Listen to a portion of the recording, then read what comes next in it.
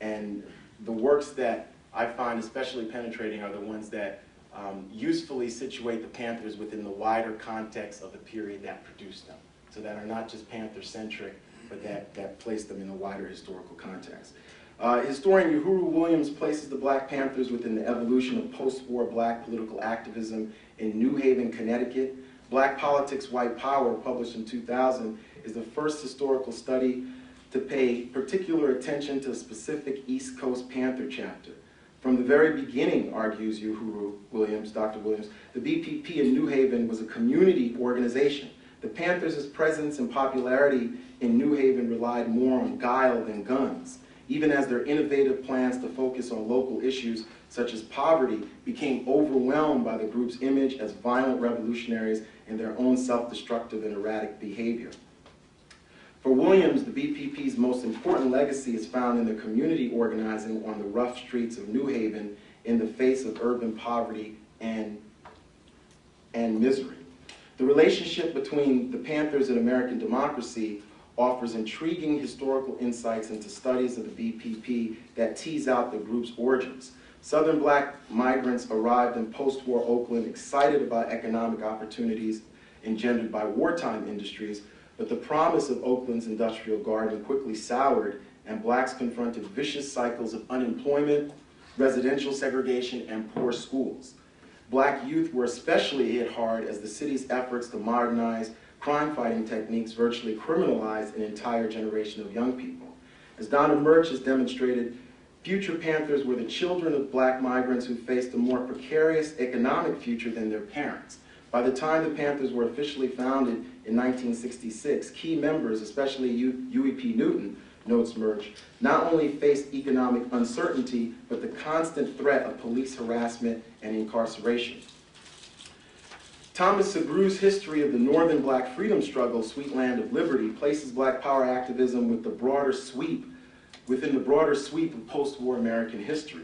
Segru's approach to Black power straddles two interpretive fences. Black power makes its formal appearance in Sweet Land of Liberty in 1963, but Segru takes care to acknowledge the movement's debt to a larger tradition of Black activism, noting that, quote, many of the key figures in Black power were products of the previous generation of activism. Labor activist A. Philip Randolph belonged to this earlier generation, and Segru illustrates the way in which Randolph's March on Washington movement maintained elements of Black nationalism and interracial cooperation, pragmatism, and radical insurgency within a single movement. Such efforts, which fuse Garveyite traditions of self-help with a robust appreciation for the expansive nature of American democracy, are defined by Segru as part of a, quote, rights revolution which expanded Black activists' sense of the possible. Black power's novelty, Segru argues, was overstated.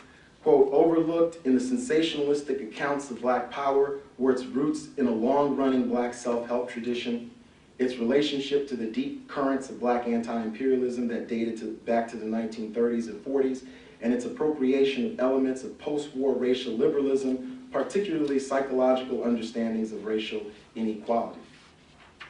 Welfare rights organizers, tenants' rights activists, and other poor and working people's movements fit outside of standard interpretations of the Black Power era. However, a common thread linking community and urban studies focusing on Black power is the prevalence of Black women activists who utilize the movement's militant rhetoric in service of grassroots organizing. African American women activists at the local level, historian Rhonda Williams argues, engendered Black power in innovative and unpredictable ways that refute the period's male-dominated iconography.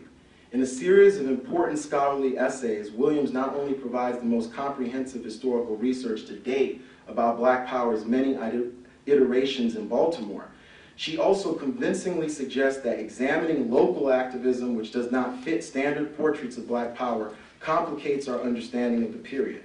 Williams's innovative historical research illustrates the process by which Black women, quote, public housing, tenants, welfare mothers, and nuns, close quote, utilized the militant rhetoric of Black power politics to mobilize grassroots efforts to fight poverty, slum living conditions, and poor social services.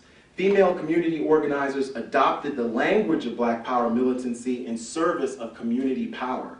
This often meant rejecting male authority, rigid ideology, and racial separatism in favor of a militant but flexible political agenda that focused on community empowerment. In another essay focused on CORE's Target City project, Municipal Politics and How Local Civil Rights Leaders Interacted with Black Power Activists, Williams argues that militants conceived of the movement as providing an opportunity to reshape Baltimore's urban and civic spaces in pragmatic and practical ways. The scholarship of Rhonda Williams on Baltimore, Matt Countryman on Philadelphia, and Christina Green on Durham highlights the way in which a critical examination of Black women's participation in the era, in the words of Williams, quote, has exposed unsuspected or overlooked Black Power formations, sympathies, and alliances, particularly in cities, close quote.